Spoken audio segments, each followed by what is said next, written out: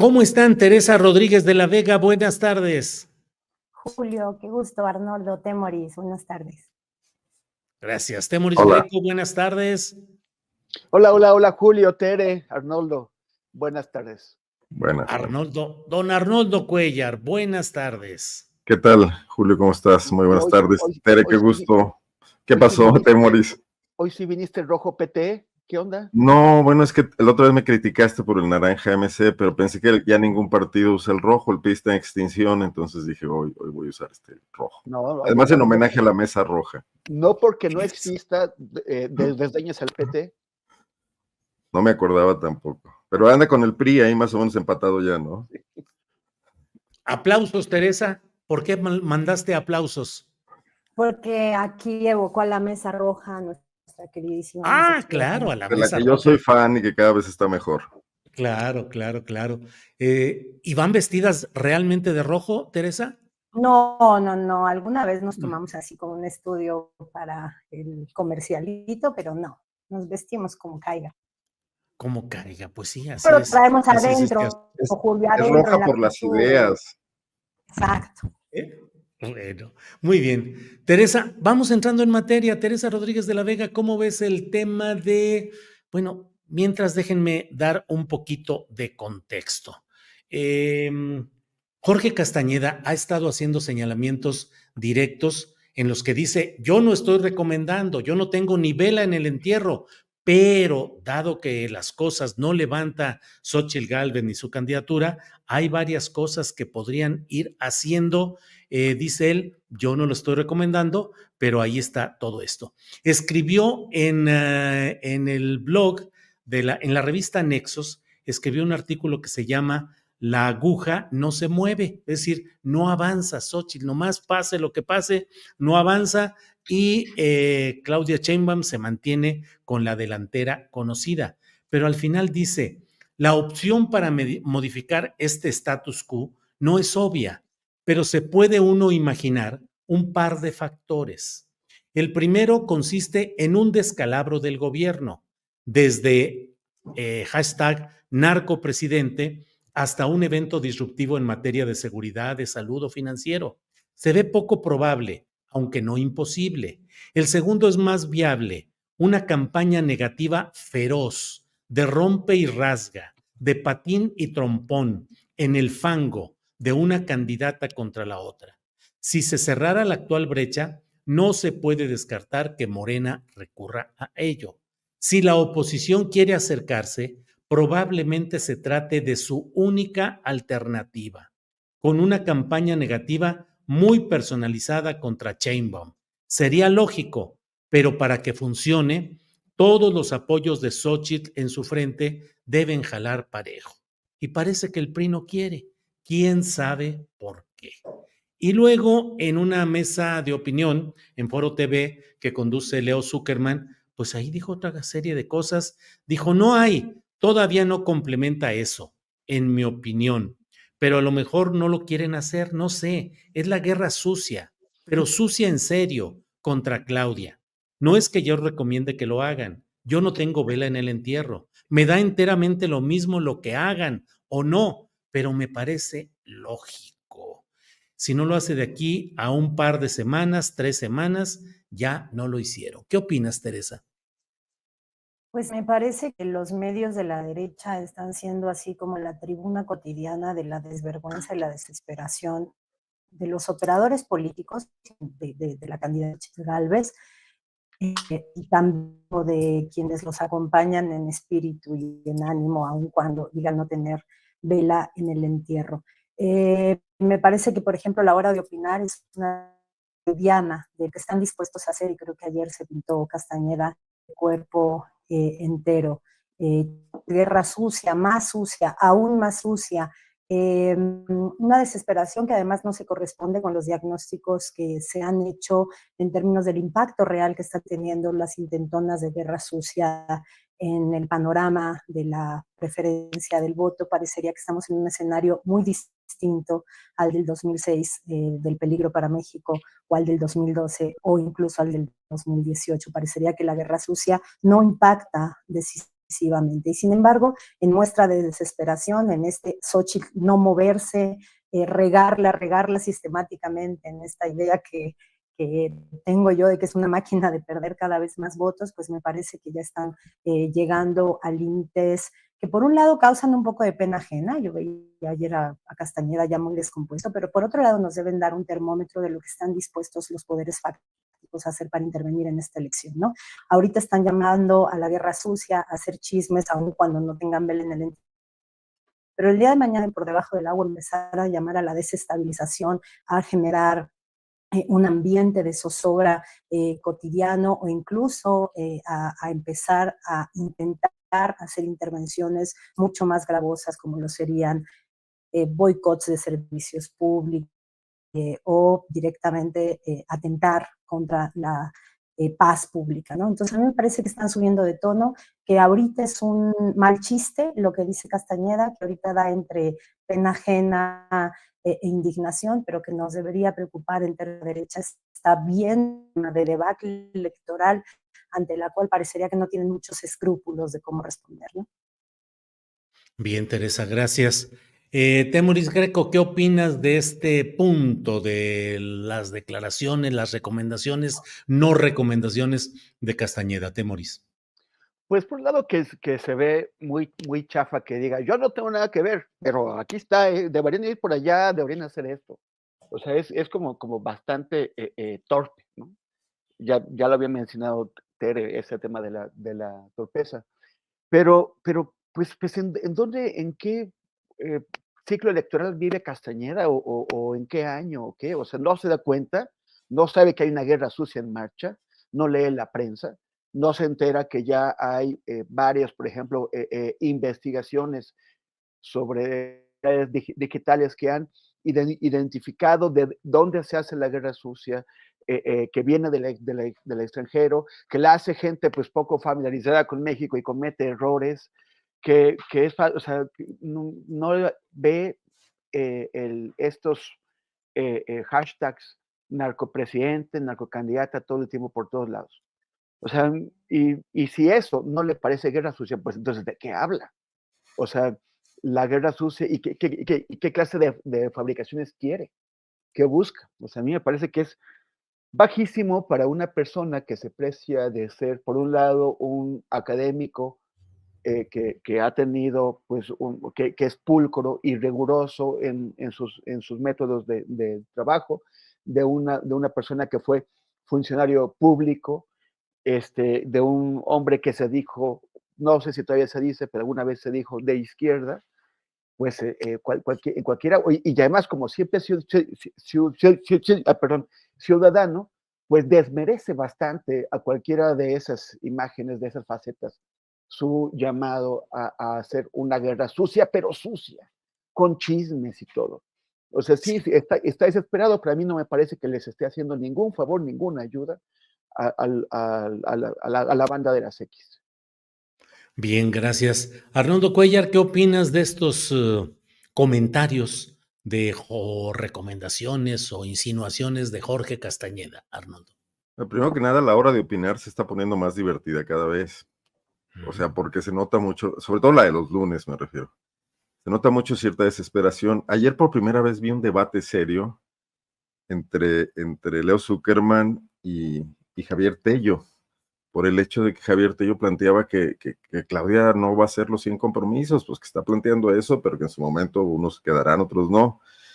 Y Leo decía, entonces, ¿qué? ¿Le creo o no le creo? ¿Los tiro a la basura o no? Como si fuera un novato en esto, ¿no?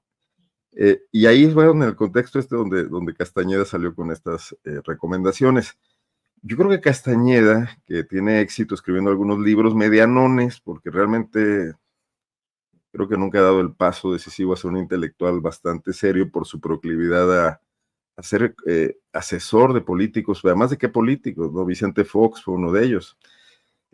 Tampoco se ha convertido en un político y tampoco está en medio y a caballo entre esas dos cosas, y esos son los peores consejeros, porque cuando quieren ser pragmáticos son extremadamente ingenuos, y cuando quieren ser pulcros, pues los traiciona su proclividad al pragmatismo. Un día yo entrevisté a Castañeda hace muchos años en una gira por el país, vino a Guanajuato, cuando quería ser candidato independiente. Y mi pregunta era por qué estaba apoyándose en el Bester Gordillo. Sí, en ese momento el Bester Gordillo era la cacique de la educación y quizás el mayor obstáculo para que en México se pudiera avanzar y modernizar el sistema educativo. Y su única respuesta fue, yo no voy a pelear con la maestra.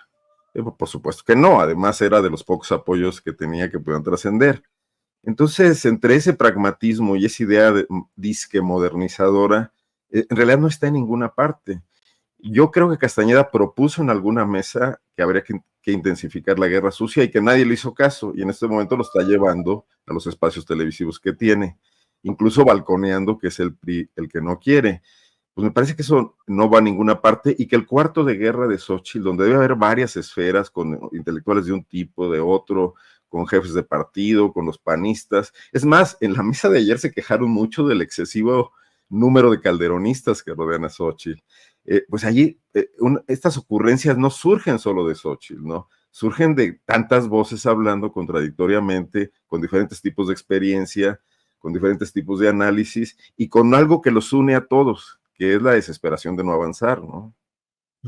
Así es, Arnoldo, gracias.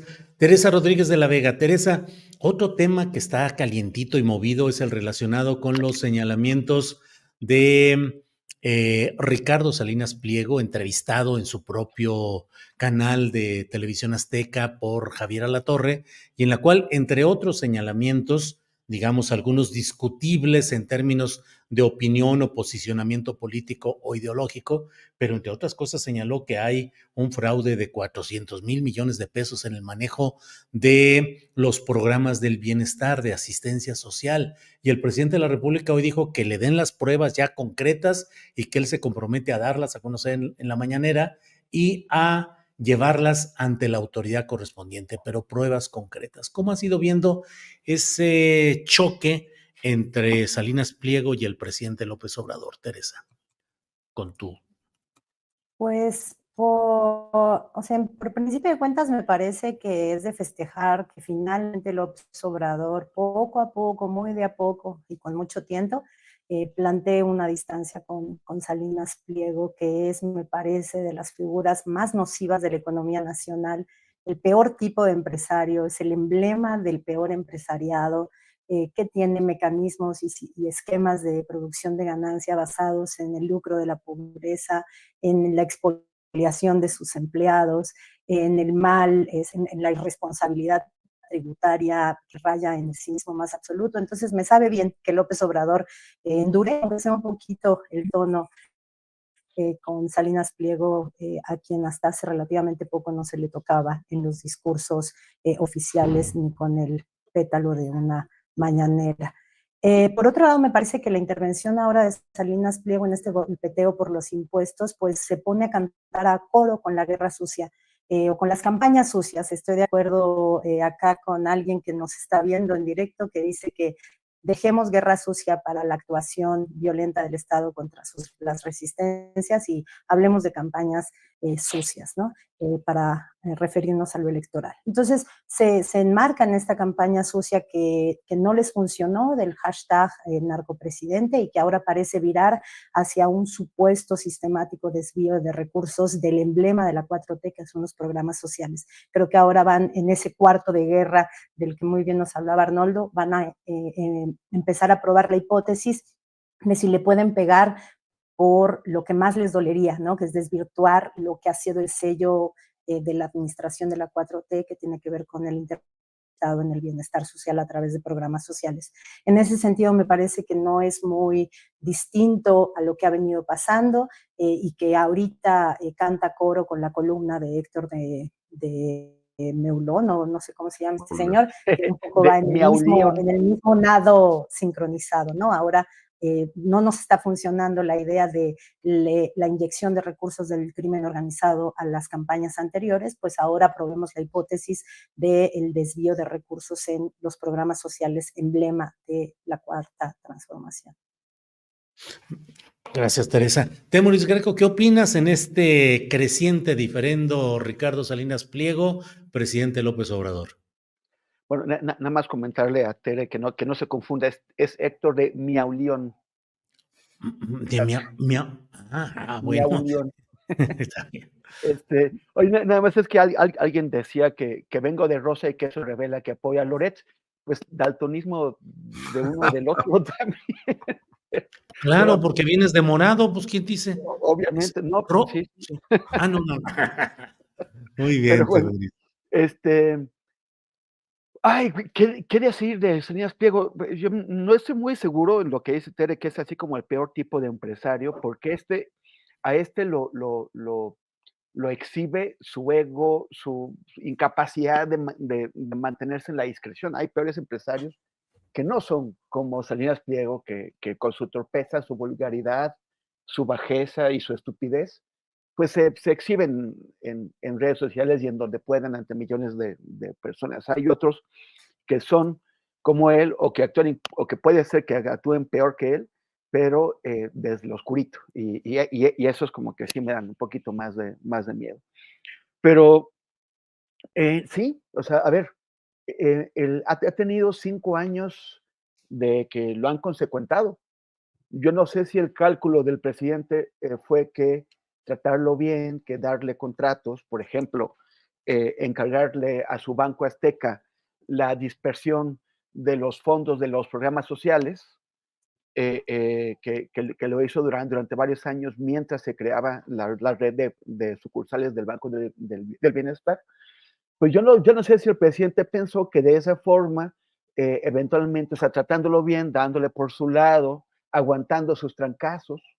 Hay que recordar que, por ejemplo, que a los periodistas como tú, Julio, y otros colegas muy queridos, los han maltratado feo cuando han ido a decirle en buen plan algunas de las fallas que ha tenido su gobierno, pero cuando Salinas Pliego lo ataca de manera descarada, artera y mentirosa a través de Javier Alatorre en los noticieros de Televisión Azteca, eh, pues Andrés Manuel parece que no, como si no supiera que Alatorre es dueño y lazarillo y perro de Salinas Pliego, y además invita a Alatorre a su amigo Javier a Palacio Nacional, ¿no? Entonces, bueno, pues a ver si ya se acaba eso, a ver si ya se dan cuenta que estarlo consecuentando no consiguió que pagara sus impuestos, ni tampoco consiguió que tuviera un comportamiento más o menos decente en sus medios de comunicación. Y que es una persona cuyo interés pues es lastimar al país, es lastimar a la ciudadanía, todo con vistas a enriquecer su fortuna y a acariciar su ego. Eh, se está descarando cada vez más Salinas Pliego, ¿no? Andrés Manuel todavía mantiene como la decencia, todavía no le pega como debería haberle pegado desde el principio en la mañanera.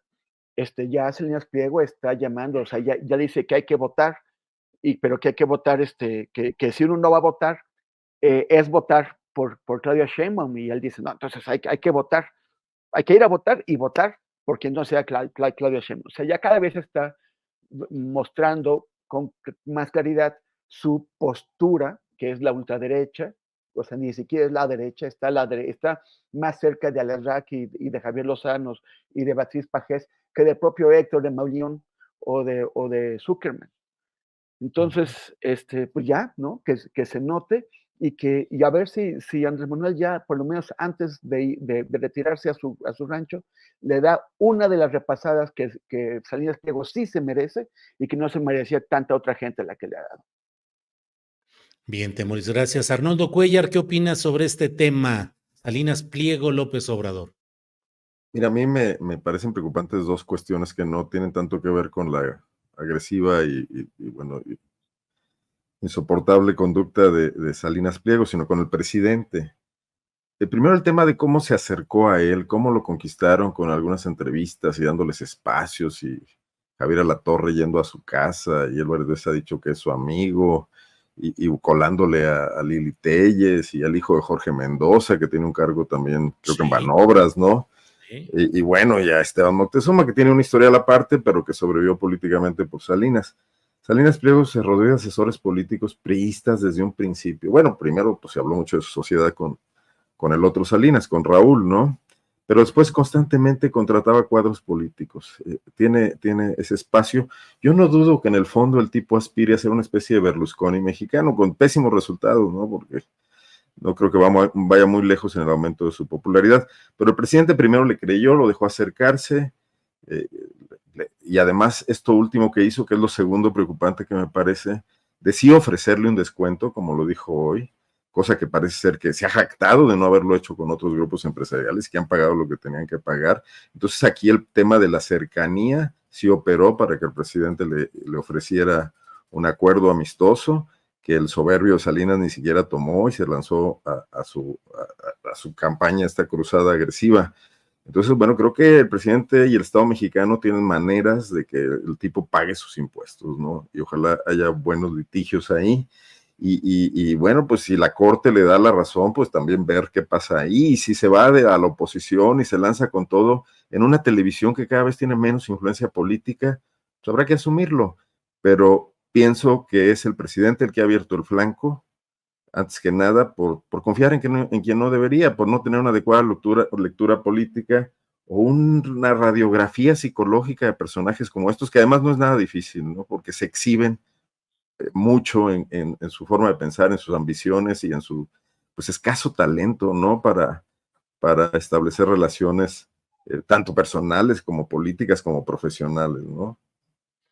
Sí, así es. Arnoldo Cuellar, mencionaste a Jorge Mendoza, que es director de Banobras del Banco de Obras y Servicios Públicos. Es hijo de Jorge Mendoza Garza, que fue Una carrera vicepresidente. política, Julio, de la mano de Sí, Salinas, ¿no? así es, totalmente. Y fue vicepresidente de Información y Políticas Públicas o algo así del Grupo Azteca, de Televisión Azteca, un hombre totalmente relacionado con Salinas Pliego. Fue senador por Nuevo León a nombre del PRI, Jorge Mendoza, padre, digamos. Y ahora el hijo es el encargado de Banobras y de algo así como una sociedad federal financiera o algo así se llama de este tipo de cosas. En fin, Más muchos su hija Ninfa en El Verde, donde también en estaba el ver. el yerno de Beltrones. Digo, es un entramado. Así es, así es, Leo así. ahora que contrató a un tal Frank Guzmán, recién terminado el sexenio de Peña Nieto, que era el jefe de la oficina de Peña Nieto. Pues sí, está, y bueno, pues ahí están las cosas. Teresa Rodríguez de la Vega, otro tema. Acabo de entrevistar hace algunos minutos al vocero o representante del episcopado mexicano para la reunión que van a tener el próximo lunes los obispos de todo el país con las dos candidatas a la presidencia y el candidato de Movimiento Ciudadano. Mucha gente aquí dice, es una presencia fuerte y creciente de la cúpula de la Iglesia Católica en estos momentos, querrán tener mayor participación y presión política. ¿Qué pensar de una reunión como esta, Teresa?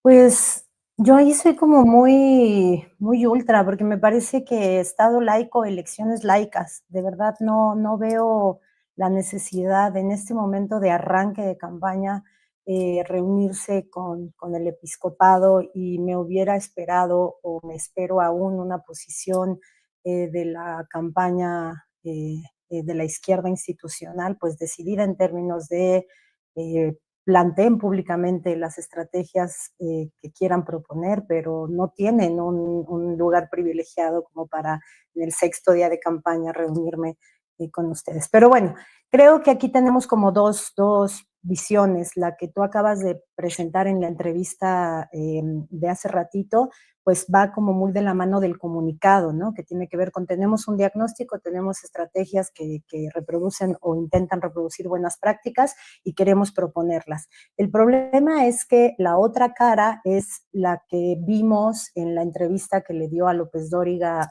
Ramón Castro, el secretario general de la Conferencia del Episcopado, en donde pues había un llamado explícito, y cito porque me pareció gravísimo, a votar para evitar que México se convierta en México o Venezuela. Entonces, pues la conferencia del episcopado es la conferencia del episcopado. Puede doler el asesinato de los sacerdotes jesuitas, pero esa no es la intervención pública, es un poder fáctico que trabaja para la derecha, que trabaja para el retroceso de derechos que se han avanzado en los últimos tiempos, y creo que hay que tenerla desde esa posición, ¿no? Lanzan un comunicado aparentemente institucional, aparentemente respetuoso del proceso electoral, algunas de sus voces o sea, de sus vocerías se mantienen en ese tono, pero en cuanto lo pones en un ambiente o en un caldo de cultivo como el que representa López Dóriga en Radio Fórmula, pues saltan diciendo quiénes son, ¿no? Quieren participar activamente en la influencia hacia la derecha, influenciando el voto de los creyentes hacia la derecha, y eso me parece que no se debería permitir, y creo que la autoridad electoral debería tomar cuentas en el asunto. Si en el marco de una convocatoria a una reunión con las candidatas algunas personas que tienen cargos institucionales en la Conferencia del Episcopado están teniendo intervención llamando a votar, pues me parece que el INE debería tener algo que decir al respecto. Bien, Teresa. Temoris Greco, ¿qué opinas de estos santos escarceos, Iglesia Católica, candidaturas presidenciales? Pues yo también estoy, o sea, de acuerdo con lo que dice Tere. Se supone que es un Estado laico, que hay limitaciones a la participación de la Iglesia. Hay muchas personas que han ocupado cargos religiosos y que los han abandonado para tener una participación política. ¿Cuál es el objeto? O sea, esto ya no es ni siquiera a personas que ostentan estos cargos y que se están metiendo en la aula política, es la institución.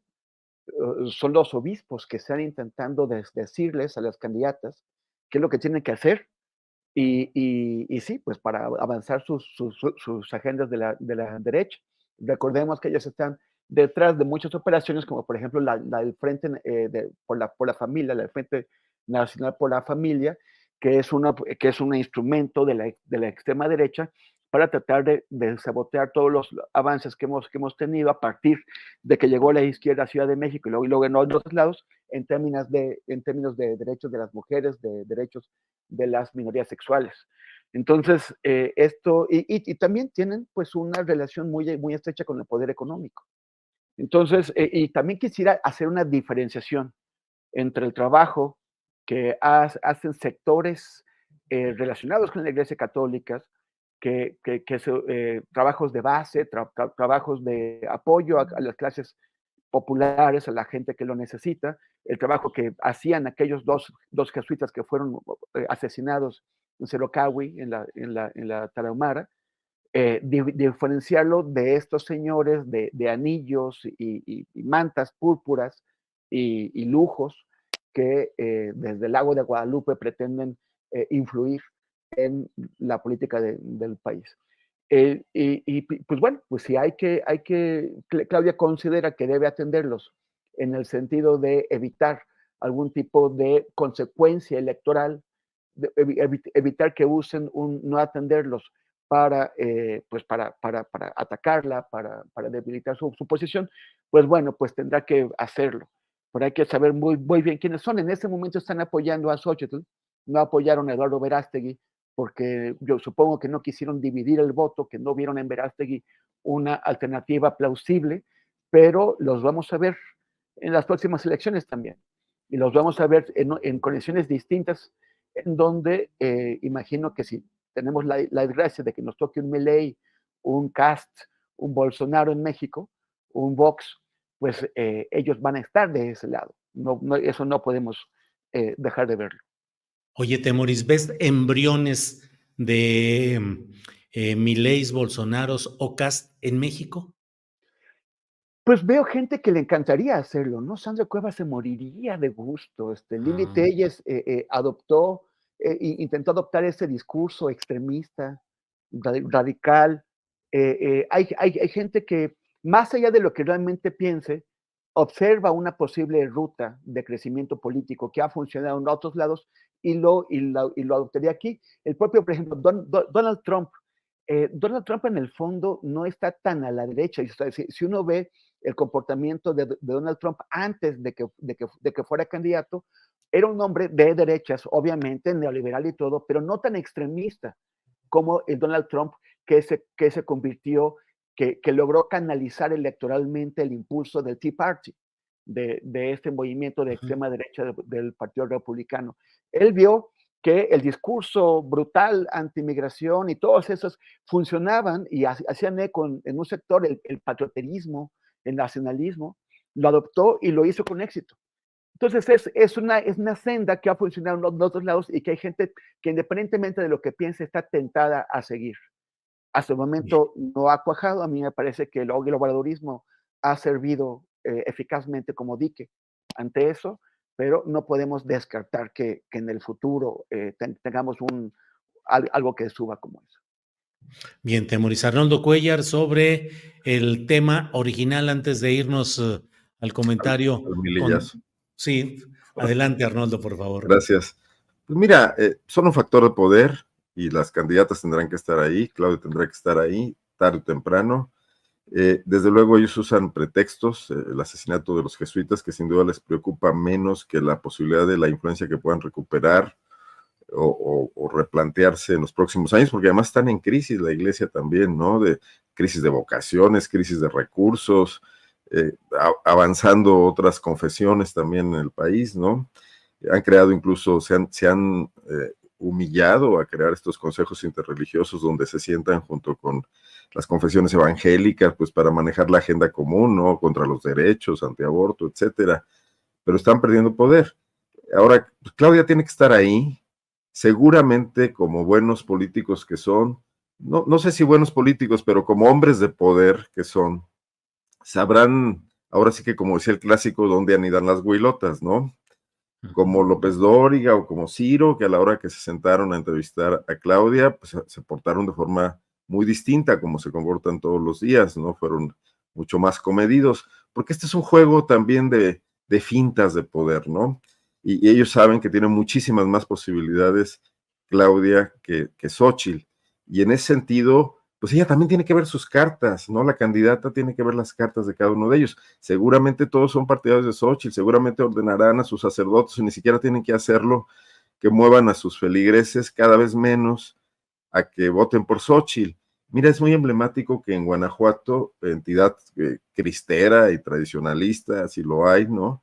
Como ninguna, Xóchitl está abajo de Claudia por 10 puntos, confesado por los propios estrategas panistas.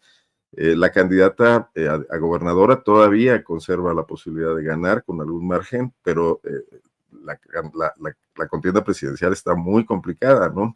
Incluso ven como una amenaza el hundimiento de Xóchitl para la cuestión local. Entonces, habrá que escucharlos, habrá que meterlos en el juego también de que tienen obligaciones y responsabilidades para regresar la paz al país, sin duda que esa sí debería ser una preocupación de todos, que los planteamientos de Xóchitl pues son irrealizables en la medida en que ella tiene muy complicado un plan viable de gobierno porque está muy lejos de ello y porque puede alegremente prometer locuras, ¿no? O lanzarse al populismo penitenciario como se vio ahora. Claudia tiene otras obligaciones porque lo que prometa, lo que ofrezca, lo que plantee tiene que ser más realizable. Entonces, pues adelante, que le vaya bien y que mida a los obispos como ya midió a los líderes de opinión de la prensa convencional. Y esto va a ser así los próximos meses y otro juego vendrá a partir de que asuma la presidencia, ¿no? Si las cosas siguen como hasta ahora, por supuesto. Bien, Arnoldo, gracias. Teresa, vamos a otro poder, el poder del crimen organizado y el poder del Estado para tratar de frenar o de controlar o impedir ese crecimiento y predominio. Las dos aspirantes presidenciales principales han dado a conocer sus propuestas en lo general de lo que desean hacer en esta materia justamente de seguridad.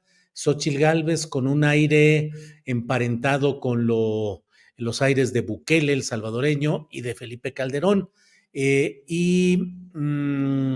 Claudia Sheinbaum presentando un programa de seguridad que, discutible en los términos, tuvo una presencia o tiene presencias que parecen muy indicativas, que es la presencia de Omar García Harfuch como eventual operador o incluso el diseñador de esos planes de seguridad pública.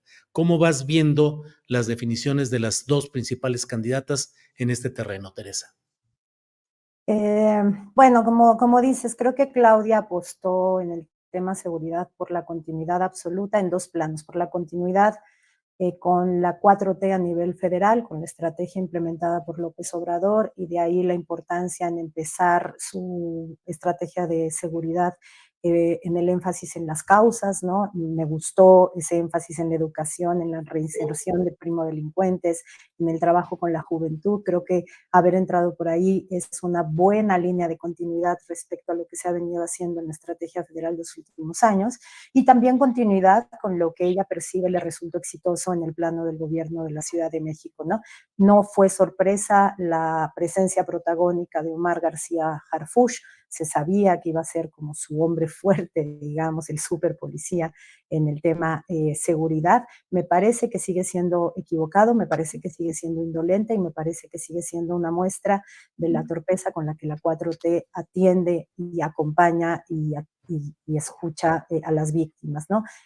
Omar García Harfuch sigue trayendo la careta de Ayotzinapa y me parece que en cuanto eso no esté resuelto, en tanto no esté resuelto, no es una cara de presentación sensible respecto a las víctimas de este país de víctimas. Entonces, bueno, lo que nos presenta García Harfuch es la continuidad, ¿no? De la estrategia que pasa por el fortalecimiento de la Guardia Nacional, por el reforzamiento de su carácter no civil y militar, y por la ausencia que hace muy feliz a la derecha, porque sobre esa ausencia ellos capitalizan, del tema víctimas, ¿no? Se presentaron 5 puntos, se hubiera deseado que uno de ellos al menos tendría que haber centrado el problema de la atención y el acompañamiento a las víctimas de la inseguridad. Un positivo, me parece, la protagónica presencia de Ernestina Godoy. Parecería que va a seguir siendo una pieza muy importante en la estrategia de la Fiscalía ahora a nivel federal, con esto que nos anuncian respecto a su integración o virtual integración al gabinete de seguridad, lo cual cambiaría mucho el juego respecto a lo que la Fiscalía de Gertz Manero ha significado para el sexenio de López Obrador. Y por último, me parece que una novedad anunciada tiene que ver con la incorporación activa del ministro Saldívar a la estrategia de seguridad por la vía del reforzamiento de la idea esta de la reforma necesaria al Poder Judicial, que apuntala a la estrategia de seguridad, pero también apuntala pues el intervenir en este operar de la Suprema Corte de Justicia y del Poder Judicial como una oposición política al gobierno de la Cuarta Transformación, ¿no? De Xochitl, ¿qué decir? Buquelización, calderonización, lo dicen todo, con mucha ignorancia en términos de la incidencia de la carcelarización como proceso de atención a marcos de violencia, cuando se alude incluso desde Movimiento Ciudadano al éxito de la estrategia Bukele, parecería que se ignora que pues un estado de sitio permanente con una violación sistemática y permanente a los derechos humanos, pues claro que garantiza relativa paz porque garantiza inmovilidad social absoluta por la vía autoritaria y de la suspensión de facto de las garantías individuales. No quisiéramos llegar ahí. Xochitl eso decidió.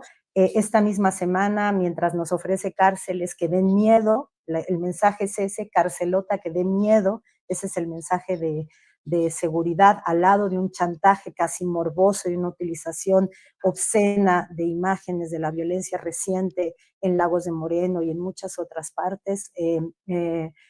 Pues la aparición de Montiel, ¿no?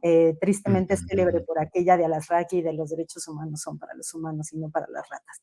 Un plan y una estrategia absolutamente hipócritas, llevan 5 años denostando la militarización, que hay que hacerlo, pero ahora prometen duplicar el número de efectivos de la Guardia Nacional, ¿no? Y por último, pues anecdótico, porque es anecdótico Álvarez Maínez, pero pues en esta absoluta contradicción que es Movimiento Ciudadano, en donde hay un guiño a la izquierda y al progresismo con el discurso antiprohibicionista respecto a las drogas, y al mismo tiempo, pues esta evocación a la eficacia de la seguridad, de la estrategia de seguridad de Bukele, ¿no? Entonces, bueno, el tema de la seguridad creo que nos pinta de cuerpo entero a las 3 candidaturas presidenciales. Bien, Teresa. Temoris, tu opinión sobre este tema, por favor. Bueno, pues evidentemente el presidente logró cambiar el paradigma de los discursos políticos en el ámbito social.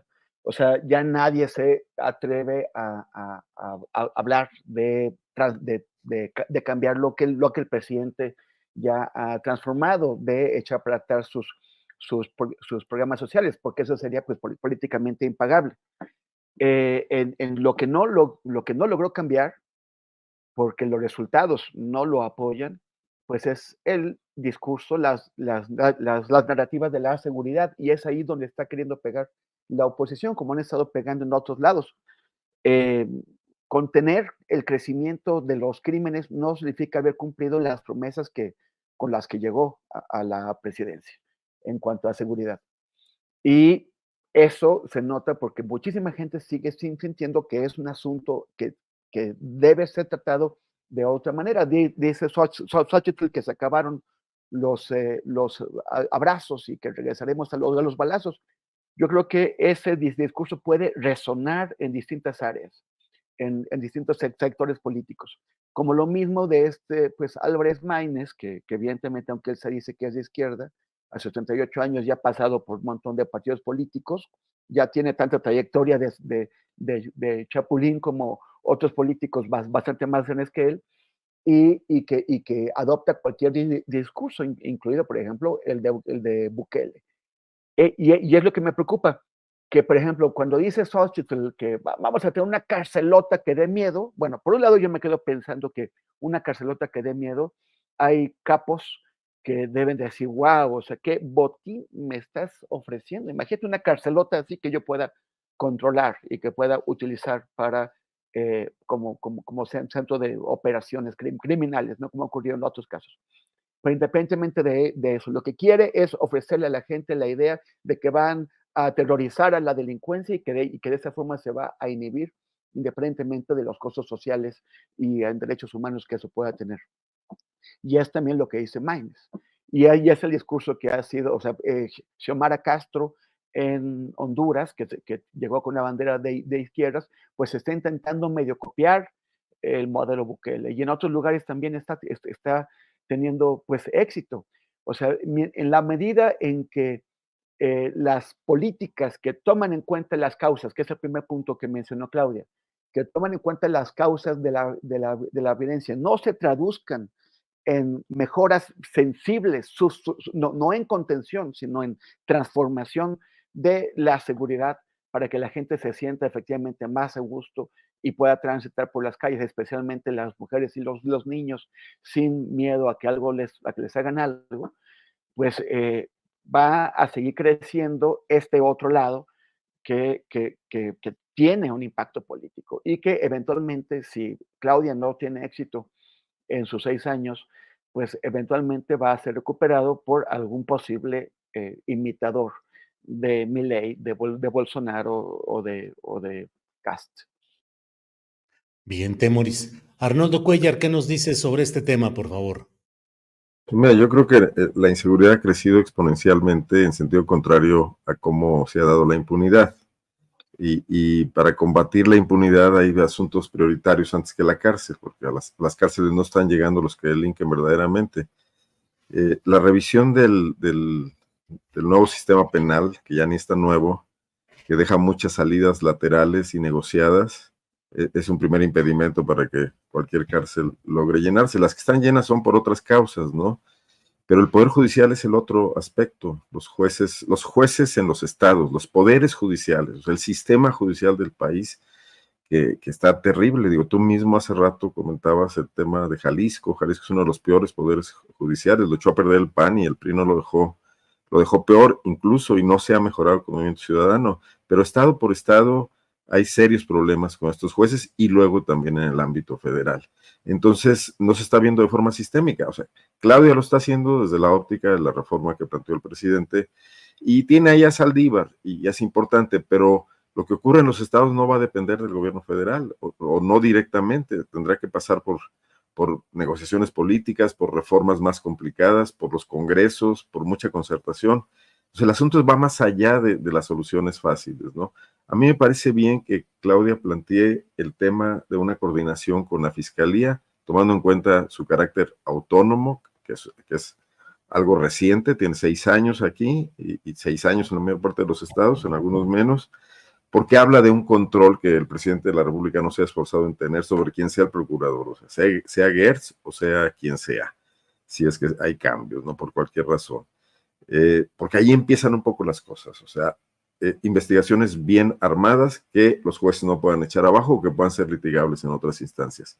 El segundo tema, que también lo tocaste en el programa de hoy, pues es la inteligencia. Digo, lo tocaste en el sentido de que una buena capacidad de la inteligencia civil y militar de este país no está orientada en este momento a combatir el crimen organizado, sino a espiar ciudadanos y a meterse en las redes sociales, ¿no? Por ahí tendrían que empezar muchas cosas y también implica cambios legislativos, pero sin duda los grupos delincuenciales se comunican por internet, por celular y podrían ser monitoreados y podrían ubicarse dónde está el verdadero problema y no arrasar con todos los ciudadanos ni con cualquiera que parezca criminal, etcétera, que es el estilo Bukele, ¿no? Entonces, esta es una discusión muy seria y está siendo el meollo de la campaña. Por ahí arranca la oposición, pero también Claudia plantea un programa en ese sentido. El tema es que no estamos viendo de momento todavía algo que se requeriría y que sería fundamental, y creo que ahí puede ser interesante la interlocución, no solo con los obispos, con muchos grupos. Se necesita de que todo el mundo establezca pautas mínimas de acuerdo para que el país enfrente lo que es el enorme volumen de ese iceberg bajo la superficie, ¿no? Por ejemplo, en Guanajuato, y perdón por guanajuatizar, pero me parece importante, el primer acto de campaña de la panista Livia Denise García Muñoz Ledo fue anunciar que Carlos Amarripa no va a seguir en su gobierno como fiscal del Estado. Hay que recordar que tiene 15 años en ese cargo y que todavía le restan 4 más de acuerdo al mandato constitucional que le dieron, entre otros, la propia Livia Denise siendo diputada. Que haya manifestado esto cuando ningún gobernador anterior a ella ni siquiera había tocado el tema y eran grandes defensores del fiscal, lo único que me indica es que está muy cerrada la elección también en Guanajuato, ¿no? Y que tienen que, como dijo la candidata de Movimiento Ciudadano, rómpase en caso de emergencia, ¿no? Fue la medida. Entonces, el gran tema es la seguridad. Ahora, si es el gran tema, tendríamos que tener propuestas realmente con 2 características, o sea, que no sé si sean posibles, revolucionarias realmente, pero también realistas, ¿no? Hasta ahora no se han visto, y aquí no se vale las salidas facilonas que tipo las que ya se mencionaron aquí que planteó Xochitl, ¿no? Bien, Arnoldo. Teresa, antes de que se nos acabe el tiempo, me parece que un tema que va más allá de lo electoral inmediato y que de alguna manera, pues forma parte de eh, en lo que se está haciendo deficitario, que no se está resolviendo. Hay protestas sostenidas de los familiares y activistas de los estudiantes normalistas de Ayotzinapa. Siguen las protestas cada vez más fuertes, creo yo, y con la exigencia de diálogo con el presidente de la República. Pareciera que aumenta la tensión en este caso específico. ¿Cómo ves esta evolución, Teresa? Creo que estamos pasando por un momento muy complicado en el caso Ayotzinapa. Por un lado, la anticipación ya del presidente hace algunas semanas en la entrevista de que puede quedar como tema pendiente, ¿no? Por primera vez se dice que va a quedar como un gran pendiente. Por otra parte, un inicio muy torpe de la relación de la que virtualmente será la próxima presidenta de la República, con el meeting del otro día en presencia de los padres y las madres. Se realizaron pruebas de sonido para el meeting mientras las madres y los padres tenían un evento cultural en el Zócalo. Es decir, esta insensibilidad que ha sido un sello de distinción de la 4T en los últimos tiempos, ¿no? Se empezó con una narrativa absolutamente distinta y de pronto una actuación me parece que oscila entre la indolencia, la soberbia, la insensibilidad, y en eso estamos, ¿no? Y el problema es que el clima electoral todo lo complica. El clima electoral, por un lado, puede omnibular la visión desde Morena, desde la 4T, desde la Presidencia de la República, en términos de temer que por la vía de los padres y las madres de Ayotzinapa y por la vía de las víctimas en general, se generen escenarios o de trampa o de provocación o de intentar incidir en estos no movimientos de las encuestas, ¿no? Entonces creo que pues deberíamos ser como muy claros en términos de que el cálculo electoral no debe nublar la visión en términos de lo prioritario, políticamente hablando, pero también humanísticamente hablando, que es atender con sensibilidad a las víctimas y en especial a las víctimas de los estudiantes desaparecidos de Ayotzinapa. Sí, cuesta trabajo ver los petardos de ayer, ver la camioneta rompiendo ayer y no pensarlo en clave electoral, pero me parece que en el tema víctimas no se vale ponerse los lentes del cálculo electoral y el cálculo de votos para tratar con actores como el del movimiento de los estudiantes normalistas de Ayotzinapa. Bien, Teresa. Temoris Greco, tu opinión sobre este tema, por favor. Pues los estudiantes de Ayotzinapa no estarían tomando esas acciones o llevando a cabo esas acciones si la promesa de verdad y justicia se hubiera cumplido.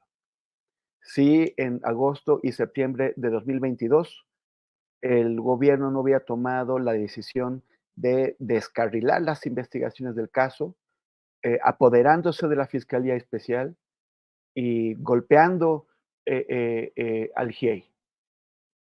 Y o sea, allí estamos.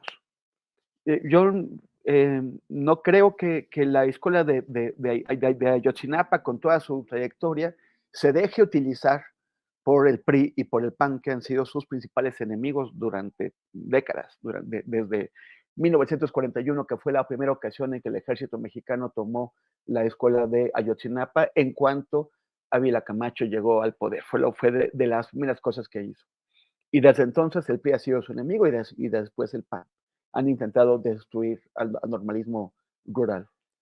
Pero finalmente, o sea, no sé qué se espera que hagan las madres y los padres, que dejen de pedir que encuentren a sus hijos hasta que pasen las elecciones, que se callen, que se olviden de que este gobierno no cumplió su promesa, de que si sistemáticamente se está difamando a personas nobles que han trabajado muchísimo por la solución del caso, como el exfiscal Omar Gómez Trejo, como la gente de los centros de derechos humanos PRO y Tlachinolan, como los integrantes del grupo interdisciplinario de expertos independientes. ¿Qué se espera de ellos? Que se queden calladitos y tranquilos mientras, pues bueno, pues ya es otro sexenio que se va a acabar sin que se haya resuelto el caso, sin que haya habido más avances que los que se llegaron a tener hasta el verano de hace año y medio, hasta el de 2022, que además se esperen quién sabe qué, porque hasta el momento la doctora Claudia Sheinbaum, ni como precandidata ni ahora como candidata, ha hecho comentarios sobre qué espera tratar o cómo espera tratar el caso de Ayotzinapa. Andrés Manuel lo hizo durante muchísimo tiempo y hubo gente que votó por él pensando en que cumpliera sus promesas con respecto a este caso. Entonces, sí, es una violencia que molesta a algunos, pero también esto no estaría pasando si no estuviéramos a punto de cumplir 10 años y de que se acabara un segundo sexenio en donde, en lugar de darles justicia y verdad, de nuevo los están difamando, los están atacando y los están descalificando.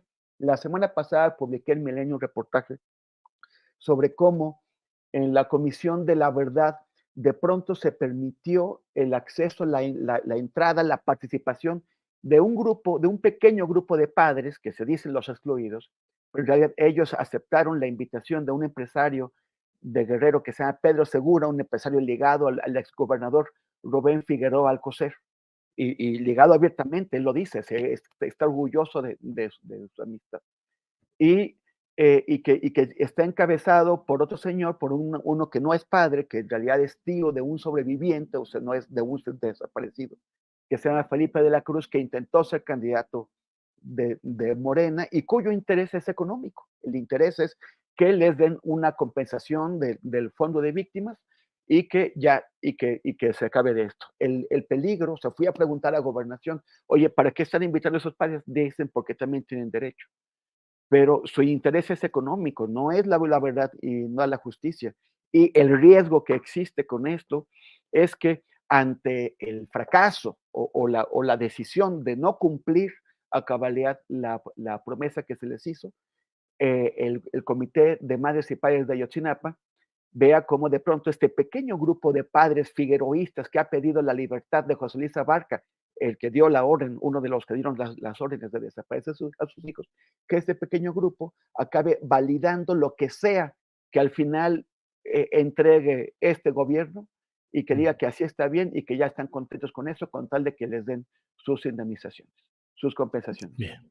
Pues ese es el riesgo, es lo que se teme y las madres y los padres tienen, a mí me parece, todo el derecho de manifestar su indignación y de elevar el tono de sus protestas, porque todo lo que han hecho durante 10 años no ha servido. Temoris, gracias. Arnoldo Cuellar, el tema de Pues, Ayotzinapa, las protestas y la tensión creciente.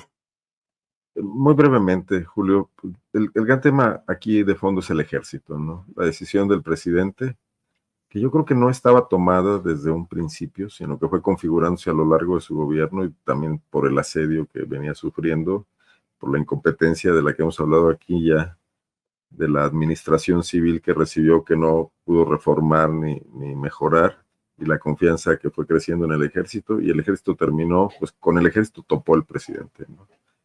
Y tanto el asunto de Cienfuegos como el asunto de Ayotzinapa no se pudo ir más allá, porque prefirió en medio de un panorama complejo, prefirió esa alianza política de fondo que resolver su promesa, ¿no? Pero como eso hay otras cosas, también la promesa de la lucha frontal contra la corrupción también ha encontrado topes. Este sexenio está acabando, ya son deudas históricas, se quedarán ahí, vienen otras cuestiones, y es uno de los acertijos del ajedrez político que le tocará jugar a Claudia Sheinbaum. ¿Cómo va a lidiar con eso? Porque además recibe un ejército aún más empoderado. Avanzar en ese sentido, en esclarecer a Ayotzinapa, se ve ya completamente cerrado, salvo que no sé qué tipo de negociación tendría que hacer, quién va a ser el próximo secretario de la Defensa. No sé, y aquí sería muy interesante ir a fondo, si hay un ala reformista en el ejército, o si hay oficiales jóvenes que están empezando a hacer las cosas distintas, o si nada habría que hacer ahí y ese poder va a seguir, y entonces ni la cuarta transformación ni cualquier otra cosa que venga podrá romper ese continuo que viene desde el priismo, que pasó por el panismo indemne y que va a sobrevivir al gobierno de Andrés Manuel López Obrador, ¿no? Y en ese sentido, entendible la desesperación de los jóvenes que acompañan a los padres de Ayotzinapa y estas actitudes que además pues también pudieran estar siendo aprovechadas por quienes quieren crear más caos y más conflicto en este proceso electoral, ¿no? No ellos, sino otros. Bien, pues llegamos a la parte final del programa. Son las 2 de la tarde con 58 minutos. Nos toca postrecito como de a minuto cada cual. Teresa Rodríguez de la Vega, por favor. Pues postre de que es semana de 8M, así que bueno, pues pongamos la agenda feminista en el centro. Si las candidatas han tenido que hablar de cuidados, si la agenda de las mujeres ha entrado, es por la vía de la movilización de las mujeres, sobre todo de las más jóvenes. Entonces, nada, pues el viernes nos toca marcha y pues ya toca mirar para adelante y en una de esas logramos que la primera reforma constitucional de la próxima presidenta de la República sea la garantía constitucional de la interrupción legal del embarazo. Como ya pasó en Francia, pues vamos por todas. Eso, muy bien, Teresa, gracias. Postrecito, Temoris. Pues el New York Times volvió a ser de las suyas durante este conflicto tan violento, tan brutal que estamos viendo en Palestina e Israel. Ha habido todo tipo de agresiones sexuales, violaciones tumultuarias y otro tipo de agresiones, pero hasta el momento no se ha demostrado que estas respondan a un patrón organizado, a una táctica de guerra como sí hemos visto en otras guerras. Y sin embargo, el New York Times hizo pues un reportaje en el que pretende demostrar que la milicia palestina Hamás, la milicia islamista Hamás, empleó la violencia sexual como un arma de guerra, o sea, como que hubo órdenes de utilizarla de manera sistemática y generalizada, y los testigos se le cayeron, su propio grupo de verificación de datos no les creyó. Entonces es otro escándalo del New York Times que estoy analizando en profundidad en mundoabierto.info, en donde también podrán encontrar otras informaciones, mundoabierto.info. Bien, gracias. Arnoldo, postrecito para ahora sí cerrar aquí y bajar la cortina del changarro. Arnoldo, por favor. Dos cosas. Una, rápidamente recomendar un reportaje no nuevo, pero muy vigente, que es el de la falsa filantropía de Salinas Pliego, de Carmen García Bermejo y Nacho Rodríguez Reina, pues para ver quién es este personaje que convirtió en un negocio la construcción de orquestas juveniles, donde aparte de que se ahorró impuestos, le sacó dinero al gobierno federal y a los gobiernos de los estados para simular que apoyaba esta iniciativa, ¿no? Y que está muy bien trabajado, muy bien reporteado. En Quinto Elemento está por ahí todavía en los históricos. Y en otro tema, pues hoy en la noche en mi videocolumna, y nunca hago propaganda de esto, pero aprovecho, voy a entrevistar a 7 jóvenes universitarios de Guanajuato. El tema fue planteado ayer en la mañanera, que están siendo acusados antes de irse por la Fiscalía de Delitos de Alto Impacto de Carlos Amarripa, porque cuando ocuparon la rectoría de la universidad el año pasado, en el medio del proceso de elección de rector, un proceso que además permitió que el rector saliente entronizara a quien él quiso con una junta directiva a modo, en un proceso bastante opaco y viciado. Bueno, pues tomaron la rectoría, los están acusando de haber dañado muebles y patrimonio universitario, etcétera, y con una amenaza de criminalización de la protesta muy peligrosa, ¿no? Una universidad que además se ha escapado al control estatal, sobre todo, no en el sentido, es autónoma, pero no en el sentido político, porque el gobernador Diego Sinue fue totalmente omiso de muchas de estas cuestiones, entonces no hay quien ponga orden, el actual secretario de gobierno es un desastre, entonces esto está aquí levantando una gran inconformidad y podríamos ver algún movimiento estudiantil que sería, bueno, pues también muy delicado en medio de una contienda electoral, ¿no? Bien. Arnoldo, Temoris. Julio, nada más un comentario, porque eso sí merece. Es el ataque más original y más encantador que he recibido, creo que en toda mi carrera. Me acusan de ser un provocador que participó en la caída del rector de la UNAM más progresista de todos los tiempos, Pablo González Casanova. Yo tenía 2 años, pero bueno. Eres capaz. Precoz, desde la Carriola andabas ahí con tu chupón y haciendo todo ese relajo. Yo creo que dando chuponazos. De chuponazos, imagínate. Así están las cosas a veces aquí. Buenísimo. Pero bueno, muy bien. Teresa, Temoris, Arnoldo, muchas gracias. Nos vemos próximamente. Gracias por hoy. Gracias, hasta luego.